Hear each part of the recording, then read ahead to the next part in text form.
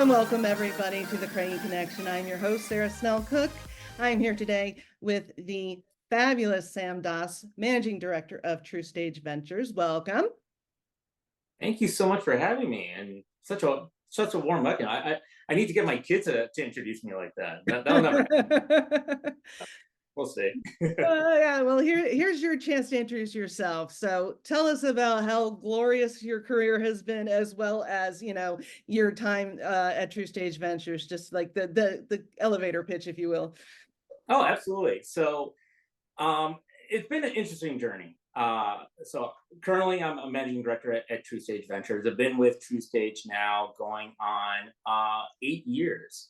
Can't believe it's always funny when you're pushing a decade in any place. It changes the dynamic. But I began my career in investment banking, so don't hold that against me. We have to pay our dues someplace. But working within financial services from day one, doing mergers and acquisitions, capital raise, et cetera. And that took me all the way through the Great Recession, which was a very interesting time to be an investment banker and working on those types of opportunities. It actually led me to work on a lot of the major restructurings that happened during that time, like Lehman Brothers, Bear Stearns, AIG. We saw a lot of activity during that time. But one thing that it really solidified in me was the fact that there was a clear indication that the Main Street financial services companies weren't really serving the needs of consumers the way that they should be, and that was really what precipitated a lot of what happened in the Great Recession. And so I actually left banking at that point to start my own fintech, really with an aim towards how do you democratize financial services by using technology. And that was probably circa 2010 or so. And, I was probably part of that initial cohort of entrepreneurs that saw that opportunity. There was this dislocation in the marketplace, and which was rich for innovation. And so during that time, you saw a bunch of fintechs starting to spring into existence, which was fantastic. It was the right time. Consumers were open to experimenting and trying new things, especially with their unique financial circumstances. But like all fintechs, you always think about how do I reach the most amount of consumers? And where I was really leaning into was on, how do you help those who need the most amount of help, those who have very little in savings, who are living paycheck to paycheck, really get access to the financial products and services they actually need. And as I started looking at that fundamental mission statement, who else shares that same ethos? And that's what actually led me to credit unions and ultimately to TruStage, Team Mutual Group at the time, but now TruStage.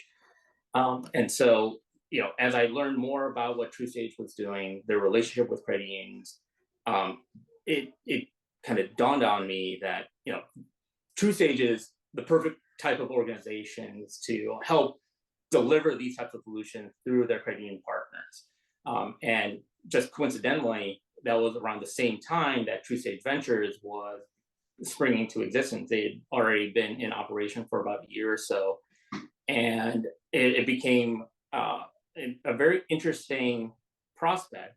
What I was trying to do with my startup, I could potentially now do with a portfolio of companies and really drive impact and make a real difference in the ecosystem by being part of that. And so I folded up my company, sold it off, and then joined TruStage Ventures. And at that point in time, there was probably 6 or so portfolio companies. Today, we're over 50. And so we've been carrying on that work over the past 8 years, adding to the portfolio, driving those types of solutions into the credit union system. And, knock on wood, it's been going very well.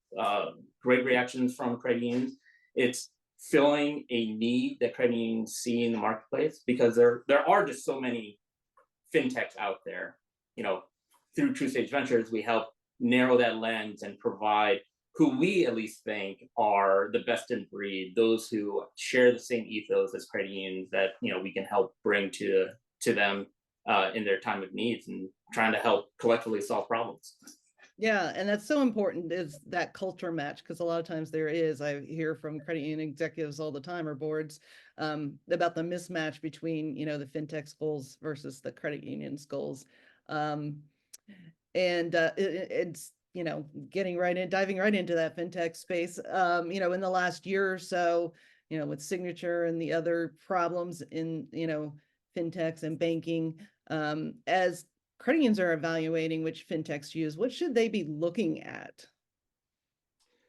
It's a great question. And every credit union needs to have their own process in place to adapt this. And we talk to credit unions and credit union boards all the time about this.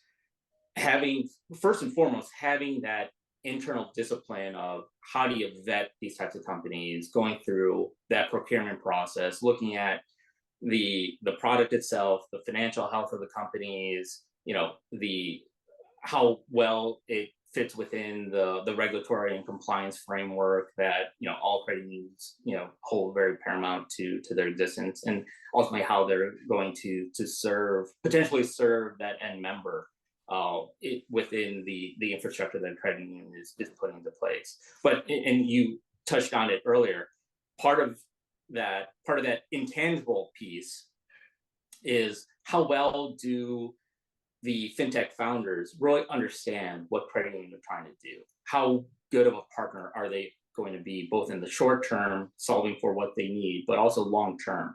Because these partnerships, one of the things that we always tell credit unions, these partnerships with the fintechs in our portfolio and outside our portfolio, they're not the traditional credit union vendor relationships that they may be used to in the past. We're trying to look at them much more broadly. They're partners, they're truly partners in a very similar way that TruStage are partners to credit unions, right? We obviously deliver solutions to credit unions, via the financial products that we provide both to the credit unions and to their consumers, to their members. But we also want to be good partners and really help ideate and problem solve alongside the credit unions. And that's what we also look for in the fintechs that we invest in and that we help recommend to credit unions. They have to share that same mission and commitment, and are going to be in it for the long haul. And so, there's obviously the qualitative, the quantitative checklist of items that you need to go through, but really assessing those qualitative factors is paramount in really finding the right partners who are going to grow with your institution long term. Mm-hmm. Yeah, and that actually drives into my next question. If they're looking to invest in a fintech, maybe create a QSO out of it, what should create, or is it different what credit unions should be looking for there? I think it shares a lot of the same DNA as going through that process, right? You still have to vet those companies. TruStage Ventures is a corporate venture capital firm, right? We have one, for lack of a better word, one LP. We're funded by our parent company. As credit unions look to make investments, they're doing the same thing, whether they have a dedicated resource, like you said, forming a QSO, or just making kind of one-off investments. Fundamentally, you need to have a strategy. What is that strategy that you're investing into? Is it purely financial? Is it purely strategic? Or is it somewhere in between that spectrum? Establishing those guidelines internally helps provide at least a framework for vetting what types of opportunities are going to make sense for you to invest in, or if investing is something that is of interest. I would say first and foremost, though, if it's not going to be a solution that your credit union itself is not going to be utilizing, I don't know if just investing for the financial sake of it is necessarily in the best interest. But again, every credit union is going to be different. They're going to approach that process differently, and you just have to prioritize what is it you're trying to solve for with the investment. Yeah, makes sense. So now you've had a long tenure in fintech and investing, and you've had several years in credit now, as you mentioned. What's been most fascinating to you about how credit unions are leveraging fintechs or not? Well, you know what? What's really been eye-opening for me, as I gotten to know more and more credit unions. Credit unions do so many things very well, right? And it's the table stakes. Credit unions offer better rates. They offer personalized service. They have these deep relationships with their members. Um, that's the foundation of the entire ecosystem, which is fantastic, and it's one of the reasons why fintechs want to work with credit unions, because there is this huge advantage of what credit unions bring to the marketplace that's differentiated from the competition out there. But what I've really come to realize, and what's fascinating me the most, is the level of collaboration that credit unions have amongst their own peers. That is unique, across any industry I've ever seen, to be honest, particularly against banks.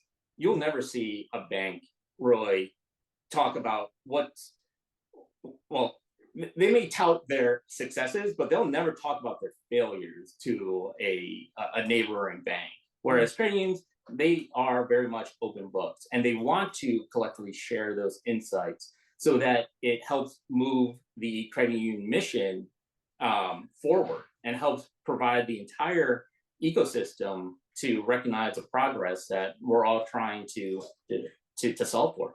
Because I mean, everyone is unified by that same fundamental mission. How can we enrich the lives of our members? How can we, pull them up from, you know, potentially financial situations that are not ideal?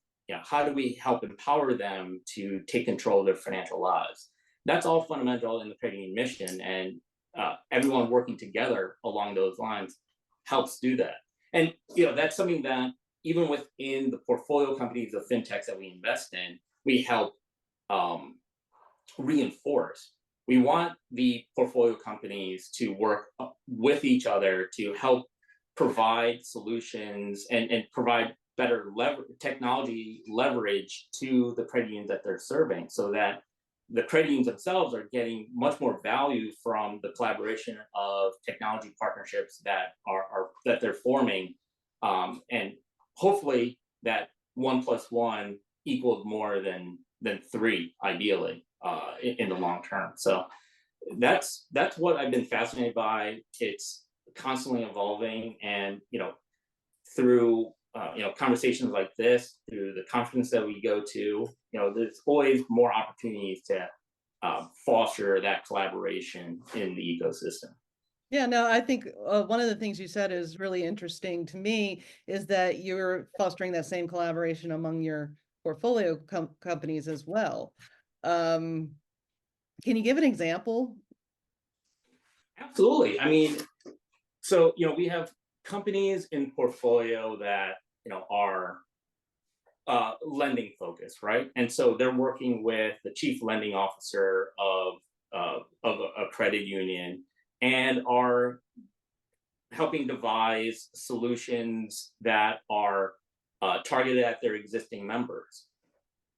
Um, Down the hall, the CMO of the credit union is working with another portfolio company that is trying to drive messaging and drive solutions to their member base based on kind of their product suite.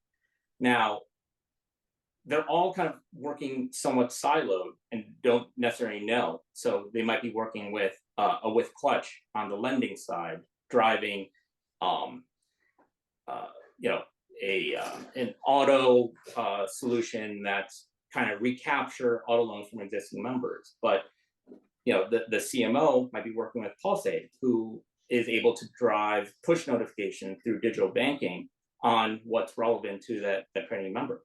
Well, if Pulsate can work with Clutch directly and have that integrated, well, you're killing 2 birds with 1 stone, and actually solving for the needs of your credit union members by giving them relevant information as to what they need, when they need it, but then also streamlining a frictionless experience for the credit union member to ensure that you're lessening the workload on the member so that they get what they need sooner, and at the same time relieve some stress in that experience.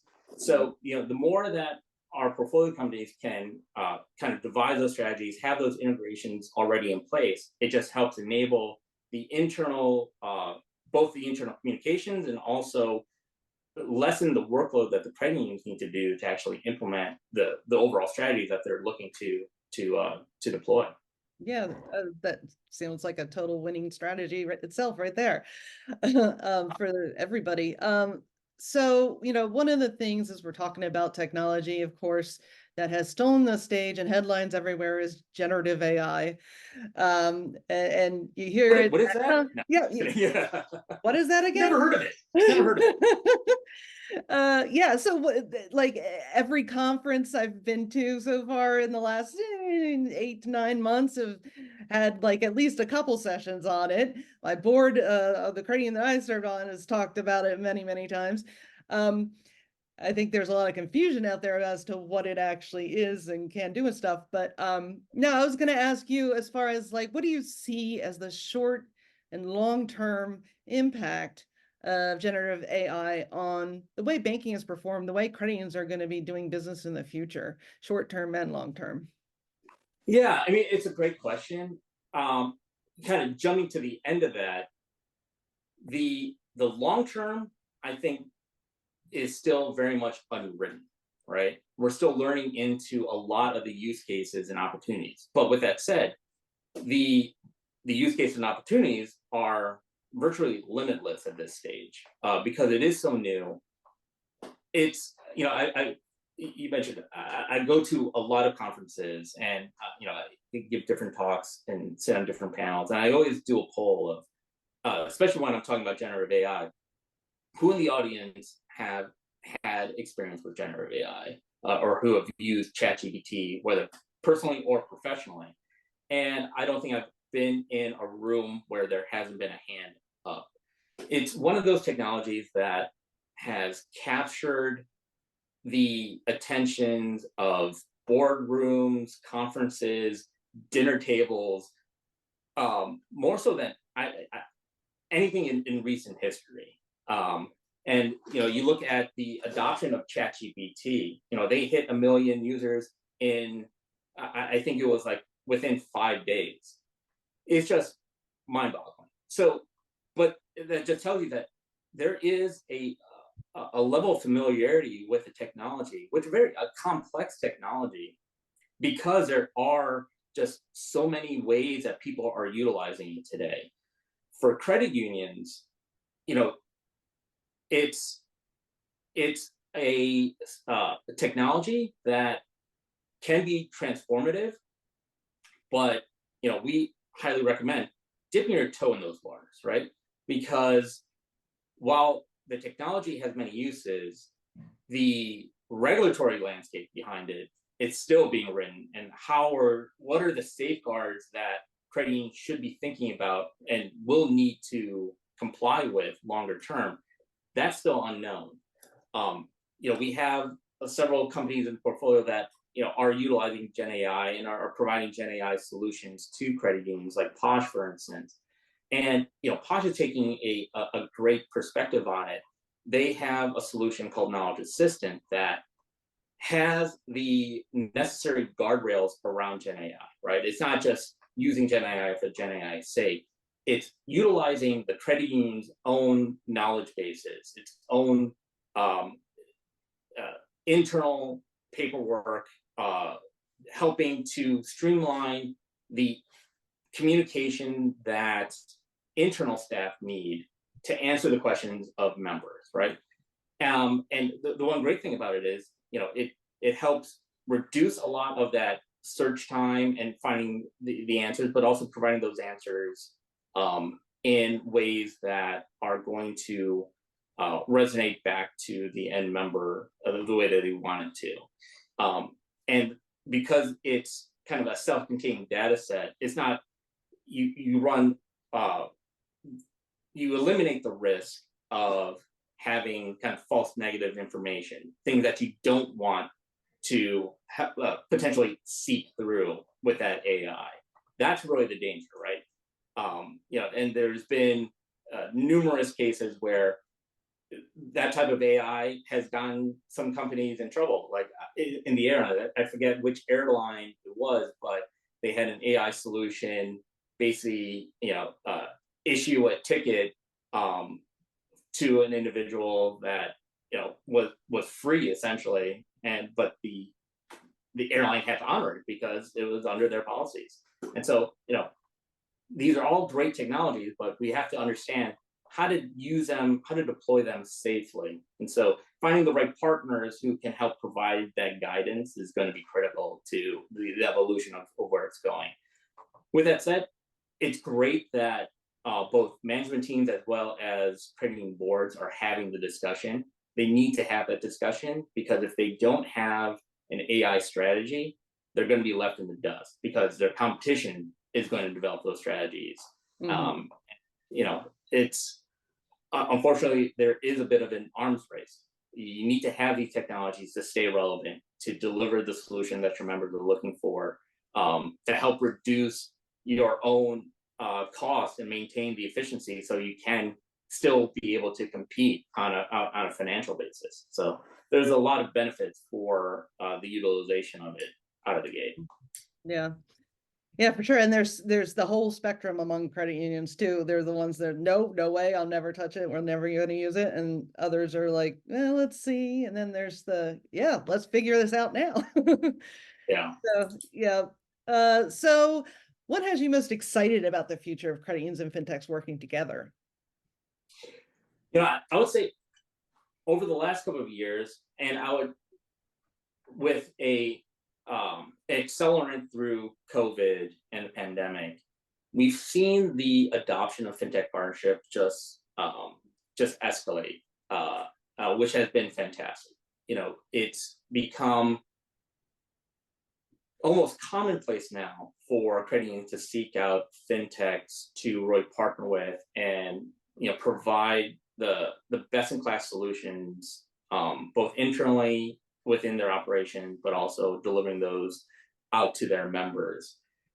And what gets me most excited is the fact that we are tying those best in class technologies with a mission that is ultimately made to serve the needs of those members in the best way possible, which is the recipe to win in this marketplace.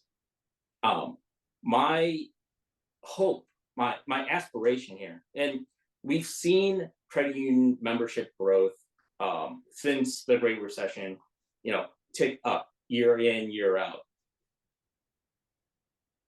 I predict that through these partnerships, we're going to see that the credit union membership ranks accelerate even further over the next 10 years, and hopefully potentially double, maybe even triple. As you tie those two pieces together, credit unions, fintechs become unstoppable, and that's what we're trying to aspire to make credit unions the winning option for any member to seek out to find their financial services needs. Yep, 100% love it. And what I'm hearing too among the different business partners is a lot of the times the credit unions are actually more willing to try things out versus the community banks. And I think it has a lot to do with, like you said, that member experience that is so important for credit unions. Yeah. So as we wrap this up, I'm going to give you the chance to provide your final thoughts, last word. What do you want to leave our audience with? I would say, for those credit unions that have already dipped their toe in fintech partnerships, keep on doing what you're doing. You're on the right path. To your point, test and learn into those models. It's with every new learning, you gain more experience, you gain more data points that'll help further propel your strategies forward. And talk to your fellow credit unions. A lot of you are already doing it. If you have questions, there are people out there who have answers. Whether it's your fellow credit unions or talk to TruStage, talk to us. We talk to credit unions all the time about how they should approach their strategies, what they should be thinking about, and how can we help accentuate some of the strategies that they already have in place. The help is out there. Seek it out. Yeah, absolutely. Thank you so much for your time. Appreciate it, Sam. No, thank you. This has been great.